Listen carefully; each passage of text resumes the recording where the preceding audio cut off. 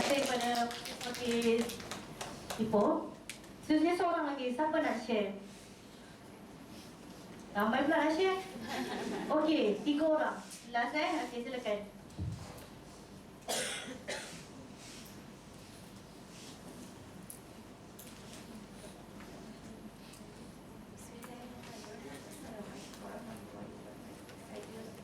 Saya Siti Masna, sebagai sejawat. Saya nak sharing sikit pasal macam mana saya boleh jatuh cinta dengan Nuraisyah. Puncanya riwayat saya anak-anak dan ibu ayah.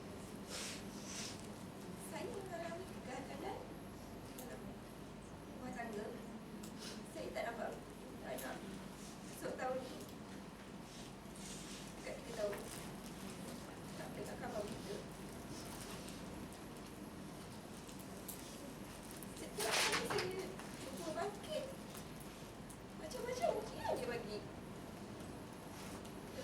Ujian tu datang, saya tengok gambar anak-anak saya balik. Sebab saya rasa kat situ kekuatan saya untuk saya bangkit balik.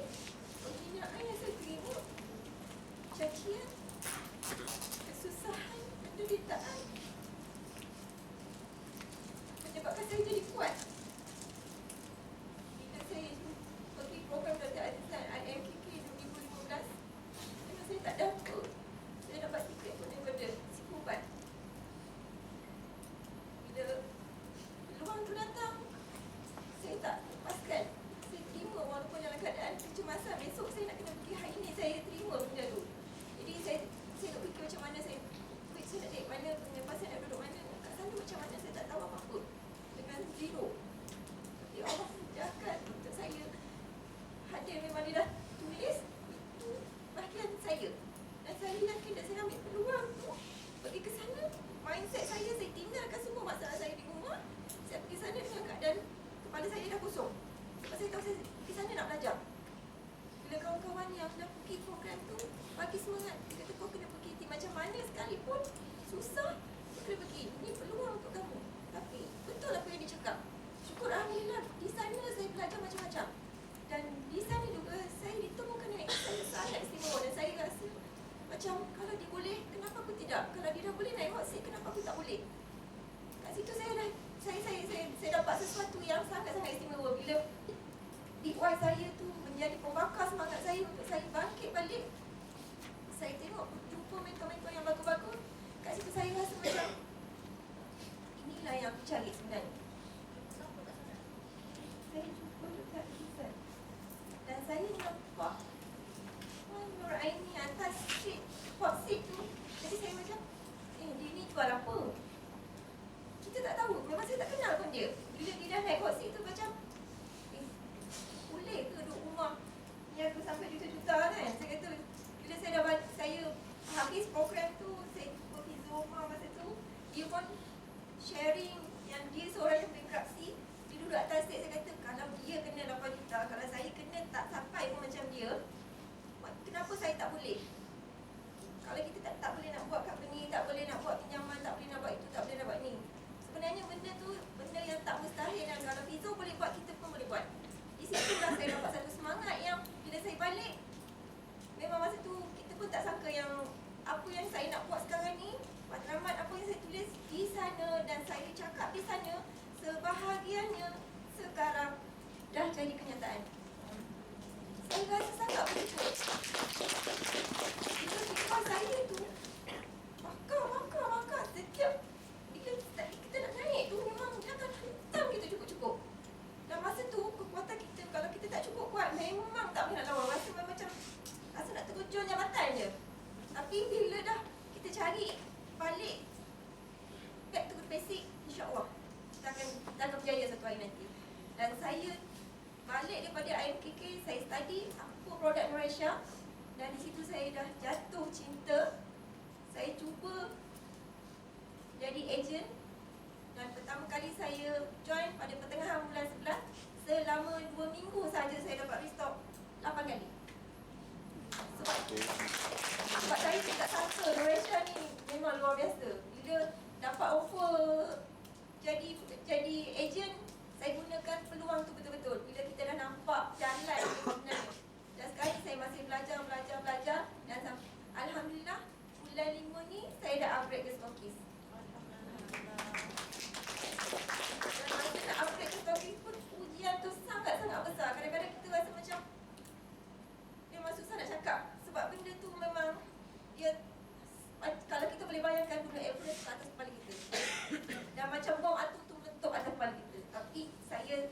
tak patah semangat. Saya ambil itu sebagai cabaran untuk saya bangkit, tunjukkan pada mereka-mereka yang suka tengok saya jatuh. Dan alhamdulillah, mak ayah saya sentiasa mendoakan apa yang saya buat dan sokong apa saya buat. Dan saya berharap doa-doa daripada rakan-rakan saya dapat jumpa anak saya raya ni. Amin. Saya dah tak dapat jumpa dia selama 3 tahun. Saya sentiasa berdoa, walau di mana mereka berada, kasih sayang saya, doa saya sentiasa untuk mereka. Mudah-mudahan mereka menjadi anak yang soleh. Terima kasih.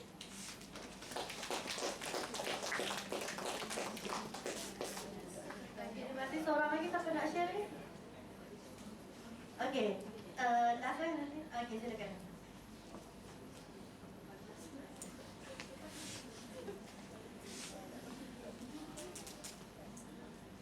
Assalamualaikum.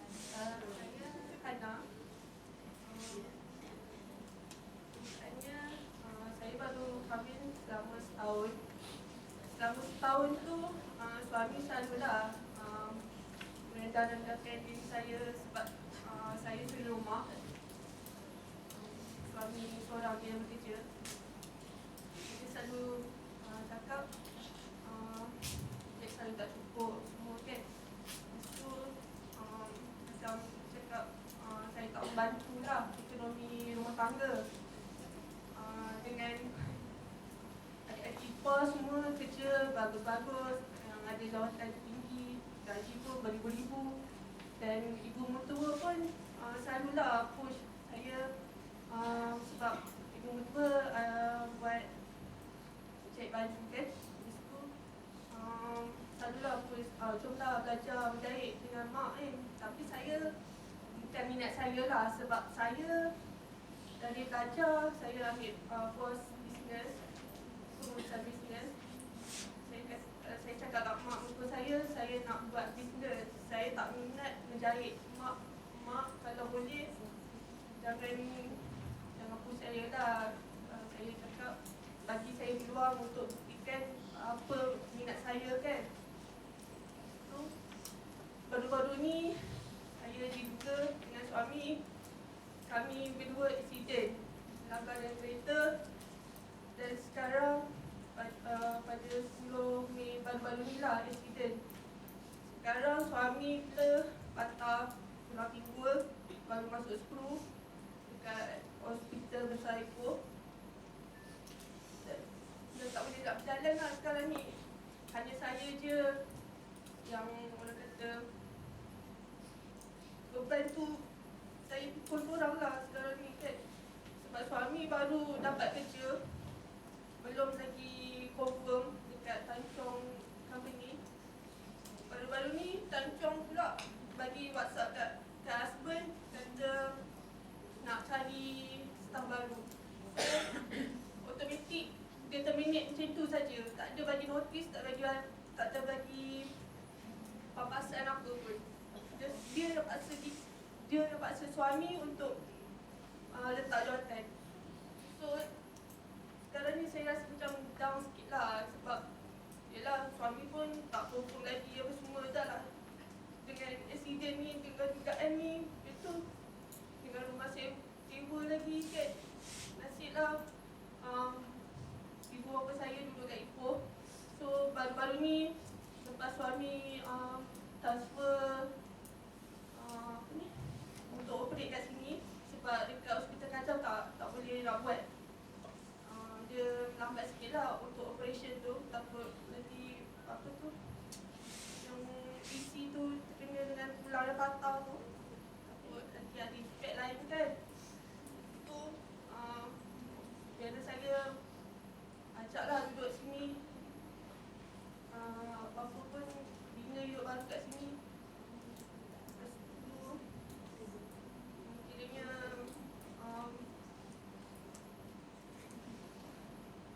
saya terus menetap kat Ipoh lah. Sebab sebelum ni saya pengedar area keras.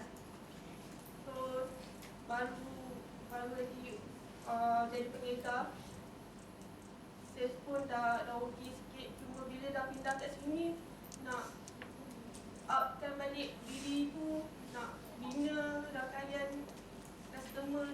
bila kita daftar pun ni memang makan masa lah. Cuma sekarang ni nak bagi diri tu semangat balik lah.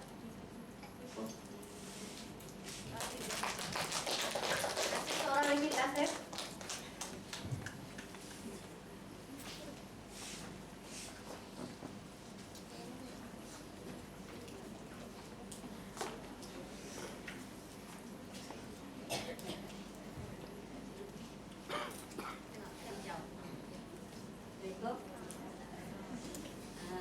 Saya kongsi sikit why saya sebetulnya saya start di Malaysia ni, saya buat bisnes lain lah.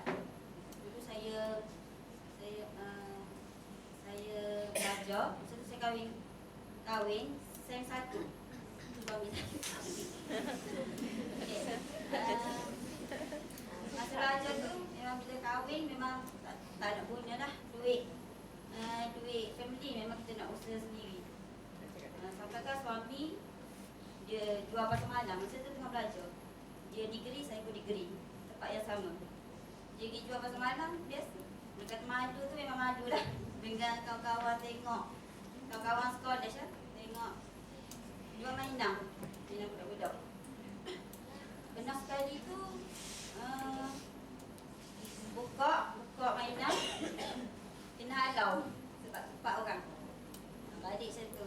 Start daripada tu saya, masa tu dia seorang lah usaha, saya tak fikir lagi nak bisnes ke apa kan. Lepas tu saya pun fikir, tak boleh macam ni, mesti kena ada sesuatu lah. Saya fikir, saya pun masa tu orang baru start bisnes online tu, Pai laut lah. Saya pun start dengan Pai laut dan Bedak Arab masa tu. Mula-mula ambil 10 je. Lepas tu buat Facebook Bedak Arab, masa tu tengah famous Bedak Arab. Orang pun Amal pun borong. Adik saya pun duduk Yaman, saya ambil dengan dia. Lama-lama, pendek cerita pendek, lama-lama makin makin drop. Di kuasa saya ni suami saya tak je lah, sebab saya nak bantu dia dan keluarga saya juga. Lepas drop tu, saya cari produk baru. Nak buat apa ni, sebab memang tak ada selangsung. Lepas tu, saya tengok orang jual Malaysia. Biasalah produk kan, dia orang main harga satu lagi. Orang main harga. Barang tiruan. Kalau dia yang ori memang mahal. Tiruan sekarang benda agak banyak. RM8 pun ada. Okey. Lepas tu saya tengok Malaysia, ada seorang tu di iklan Malaysia. Dia kata dia boleh simpan Malaysia tu 10,000 duit untung. Saya kata dia ni biar betul. Saya pun macam berkorban-korban. Saya pun pergilah tengok dekat Facebook puan ni lah. Tengok-tengok ada orang letak cari dropship. Saya pun kata cubalah dulu cari dropship. Jadi dropship. Masa dropship tu saya cuba iklan satu produk Malaysia. Saya cari produk apa yang boleh buat orang minat dan cara orang jual dekat online. Saya pun promote lipstick. Sebab lipstick kan jarang lah dulu. Tak ada sangat produk lipstick. Saya promote tu ramai minta PM. Tak boleh jadi. Kena jadi agent tu. Lepas tu saya pun beritahu suami nak jadi agent. Modal situ 200 lagi agent. Lepas tu stocking tu bagi tahu lah lepas ni akan naik. Sebab memang akan naik yang saya ni macam mana ni naik ni. Biarlah jadi juga. Jadi agent tu saya promote. Tiba-tiba ada seorang tu dia nak jadi agent. Dia kata saya ni dropship je. Masa tu lah saya dropship je. Bukan, dia nak jadi agent. Saya agent dah. Dia kata saya dah agent, dia nak agent. Saya pun menyambung saya stocking.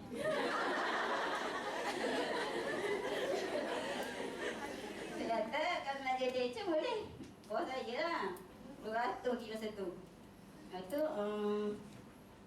dia pun boleh saya nak jadi agent 200. Saya pun doa lelaki ni. Orang bagilah ada orang lelaki nak jadi agent. Cukup 10 orang tak apa dah. Modal situ sekitar untuk stocking RM1,500. Tiba-tiba kan bos cakap, model eja akan dinaikkan. Saya pun buat iklan. Siapa nak jadi? Padahal masa tu baru eja. Saya bilang. Saya bilang siapa nak jadi eja? Model esok nak naik dah 400 ni. Esok kan tu 10 orang nak jadi eja. Memang 10 orang. Saya pun tambah top up sikit je lah duit. Up stokis tu. Masa up stokis tu, soal stokis tu, Kak Syah tu tulis berapa stay nak buat. Masa tu tengah suka-suka dengan suami. Kata, Kak Syah kata kena letak target 7,000. Saya kata 7,000 mana boleh restock 7,000 ni. Lepas tu tapi buat promo konon-konon berjaya dah ni, ceritakan nak buat apa semua ni. Tapi alhamdulillah lah, saya bulan pertama tu 7,000 stok. Lepas tu naik 8,000. Sampai saya nak 10,000 sih. Dari stok 10,000. Minta doa dengan Kak Syah. Semua setiap hari tu minta doa dengan Kak Syah. Kak Syah doa. Lepas tu satu hari tu, satu bulan tu memang dapat 10K dari stok. Kata, nak naik ya. Kalau kita nak makin turun kan. Saya pun buat lagi. Kita niat je dalam hati. Nak ejen 5 orang. Dalam bulan ni nak 5 orang. Macam mana tak tahu. Memang kan ada orang PN nak jadi ejen. Kadang ada hidroship naik. Bisa hidroship kan Mama. Kita alhamdulillah lah. Jadi makin naik sampai bulan lepas. Di stok 31K. Sebabnya memang kalau kita nak tu, kita kena buat. Sebab bos banyak dah bantu kan. Marketing lagi.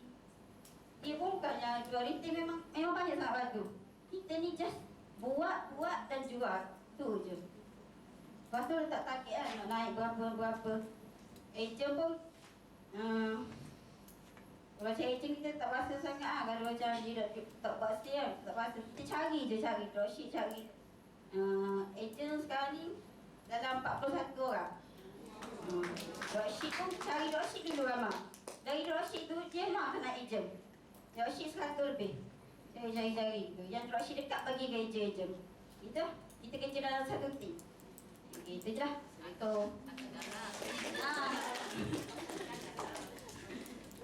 Terima kasih. Dapat sesuatu ke? Dapat. Okey, satu lagi nak share. Saya suka dengan dia kata minta dia punya stokis, masa stokis doakan. Berlaku juga pada diri saya. Kadang-kadang sebenarnya doa yang kita berjaya hari ini sebenarnya bukan doa daripada kita, bukannya usaha daripada kita. Kadang-kadang kejayaan kita ni doa daripada ibu bapa, doa daripada stokis ke, ataupun doa daripada orang berjaya. Sesatu mustajab adalah doa daripada orang yang berjaya. Okey, sebelum saya capai 1 juta tu, saya pergi dekat Kak Ida Hassan, kenal kan? Dia jutawan suri rumah. Dapat 1 juta masa tu. Saya pun, okey, kita macam sama kan, feeling sama, suri rumah sama. Lepas saya cakap, okey, bila jumpa je dia, saya mesti cakap, Kak Ida doakan saya 1 juta sebulan. Terus saya doakan. Benda yang sama. Lepas tu berapa bulan lepas tu, alhamdulillah. Bukan saya cakap daripada doa dia, kadang-kadang usaha kita ataupun daripada doa ibu bapa, tapi nak cakap tentang doa tu. Faham tak? Macam setiap kali saya balik kampung, ayah saya dah tahu dah. Bila salam je, okey, ayah dah tahu dah. So setiap kali salam dia tu, saya akan cakap, ayah doakan saya nak 10 juta bulan ni. Ayah doakan 5 juta. Cakap, ayah dah puas dah berdoa. Tiap-tiap malam ayah berdoa. Setiap kali salam je, ayah dah tahu dah. Okey, tak cakap dah, ayah dah tahu dah. Sampai tahap macam tu. Maksudnya kita suruh suami kita, okey, doakan saya. Hari ni kita nak buat okey, doakan semua berjalan lancar apa semua. Lepas tu minta stokis ke atau siapa-siapa lah. Minta dia orang doakan.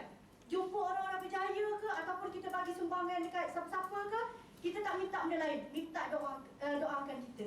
Contoh kita bagi sumbangan orang-orang miskin kan. Okey, doakan supaya perniagaan kita bertambah-tambah. Supaya kita boleh bagi lebih banyak pada orang lain. Jumpa orang berjaya, okey, doakan. Sebab tu saya sangat suka bila Dr. Azizan, saya punya mentor, salam dengan saya punya suami, bukan salam saya, suami. Okey, salam dengan suami, lepas tu dia cakap, dia bisik kat telinga, saya doakan awak berdua multi-billionaire. Multi-billionaire. Alhamdulillah. Saya sangat-sangat setuju sebab saya sangat yakin doa orang-orang berjaya ni dimakbulkan, insya-Allah. Okey, seterusnya dah faham dah Big Y? Okey. Pergi ke tajuk marketing zero cost dan juga minimumkan cost.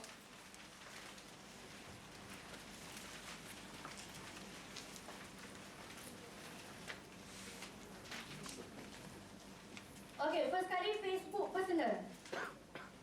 Okey, siapa yang dah buat Instagram ke, buat Twitter ke, teruskan. Yang ni saya ajar untuk Facebook personal sebab apa yang saya ajar, apa yang telah saya buat. Saya tak ajar apa yang saya tak buat. So, apa yang saya ajar dah terbukti, so saya akan ajar. Maksudnya kalau nak belajar Instagram ke, FBS ke, boleh belajar pada yang pakar. Okey, Facebook personal, apa kelebihan? Yang pertama adalah zero cost.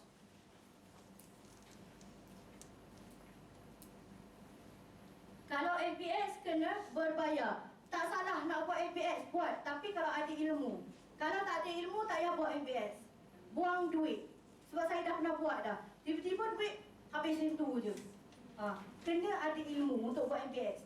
Sebab saya pun buat FBS untuk kita punya HQ. Walaupun saya sebagai pengasas, saya tak buat sendiri. Walaupun saya tak buat sendiri FBS, saya upah tim yang pakar yang dia dah buat untuk lain, dah nampak terbukti berjaya daripada X dia tu. So saya buat, saya upah dia buat, tapi saya kena tahu juga basic-basic dia tu. Sebab kita tak nak walaupun kita jadi ketua, kita tak tahu apa, nanti mudah kena tipu dengan orang. Okey, so seterusnya adalah sangat-sangat mudah menggunakan Facebook personal. Yang ketiga, tidak perlu ada kedai. Okey, ramai di antara kita tahu macam mana nak gunakan Facebook, tapi tak tahu macam mana gunakan Facebook dengan cara yang betul untuk berniaga. Terutama orang-orang baru. Okey, sebelum kita nak mulakan bisnes dalam Facebook ni, kita kena buat sesi checklist. Apa yang kita kena buat sesi checklist sebelum berniaga? Yang pertama adalah kita lihat jumlah berapa orang rakan di Facebook. Kalau kurang daripada 2,000, add rakan setiap hari, jangan lebih daripada 5 orang. Kalau lebih daripada tu, nanti kena block. Okey dah? Macam mana kita nak add orang? Suka-suka je, pergi tekan. Kan? Tambah rakan. Okey. Kita nak add orang ni, kita tengok yang berkualiti. Okey. Macam mana nak add orang berkualiti? Contoh. Nanti saya akan ajar macam mana nak promote dekat grup. Okey, bila setiap kali yang post kita tu, bila orang komen, dia bukan friends dengan kita, add dia jadi friends. Sebab bila dia tanya tu, dia dah minat. Kadang-kadang keyakinan dia tu kurang. Kadang tengok banyak kali, barulah dia beli. So kita add dia supaya bila dia jadi friends dengan kita, kita post apa-apa dia akan nampak. Okey, pertama sekali add yang orang yang komen tu.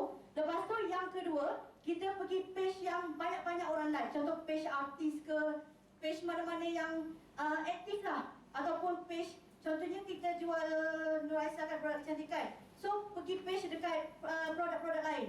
Contohnya page macam contoh kita produk kecantikan, okey, pergi produk yang jenama lain lah maksudnya. Jangan pergi page produk yang sama Nuraisa.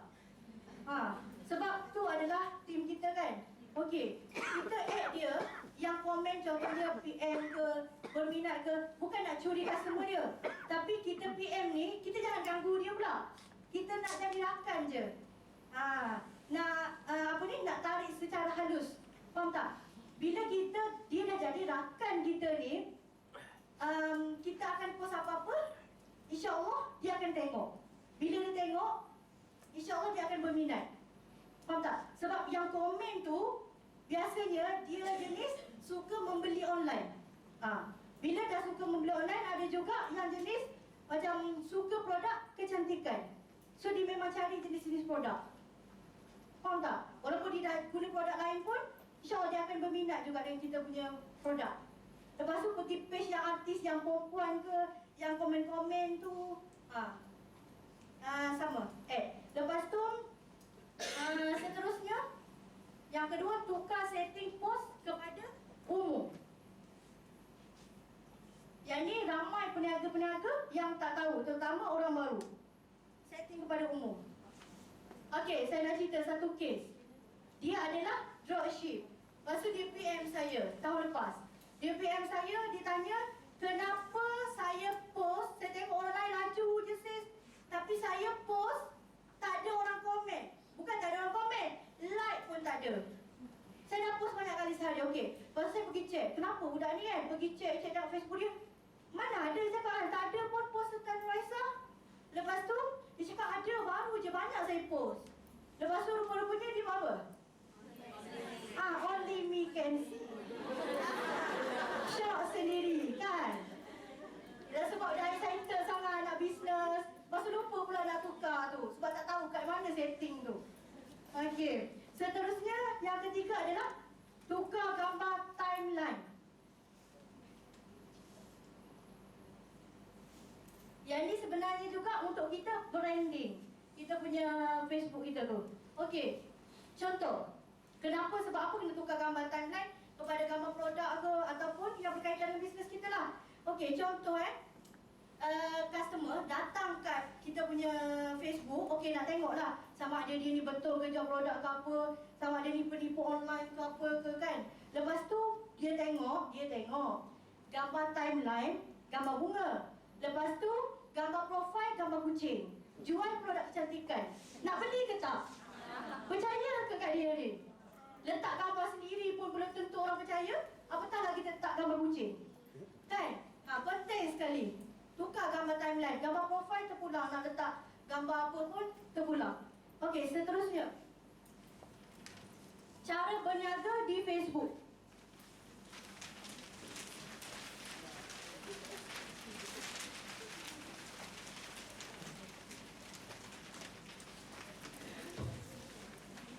Okey, macam mana cara pantas kita nak berniaga di Facebook?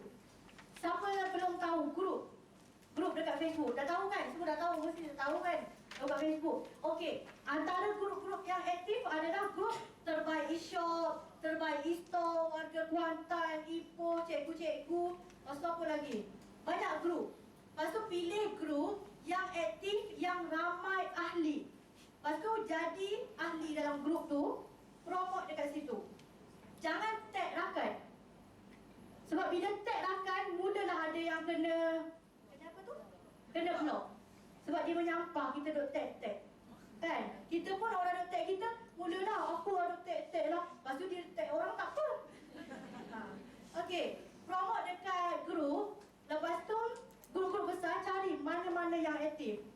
Okey, seterusnya macam mana kita nak branding dekat kita punya Facebook. Apa yang kita kena post, apa yang kita kena promote. Okey, nanti saya akan ajar macam mana cara teknik masuk bakul angkat sendiri. Okey, seterusnya kita buat selain pada kita post setiap hari, post kelebihan produk, kita post kelebihan produk, lepas tu kita post tips-tips kecantikan, selang-selikan. Okey, tips kecantikan, lepas tu tips-tips bisnes. Lepas tu kita post kelebihan produk tu, gambar produk, tulis apa kelebihan, apa produk ni boleh bantu. Jangan tuliskan, terutama saya tengok orang baru lah, sangat-sangat banyak saya tengok, dia post gambar produk, lepas tu gambar promosi lah, lepas tu dia tulis apa, berminat PM saya, sales, promo murah-murah, berminat PM saya. Agak-agak kalau kita lah yang tak tahu lagi tentang produk tu, kita nak PM ke tak?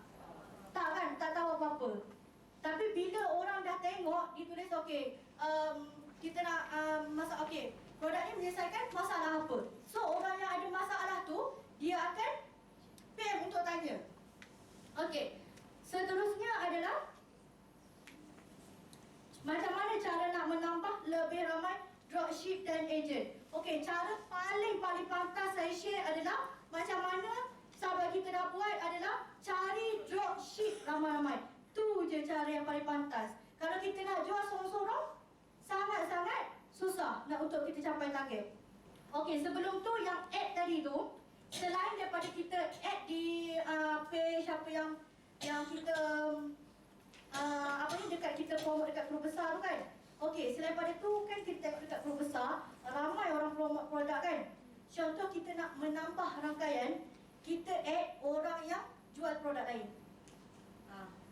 Sebab apa kita add orang yang jual produk lain? Kita nak tarik dia untuk join kita punya team. Lepas tu sebab tu saya suruh share apa tips-tips dalam business. Lepas tu tips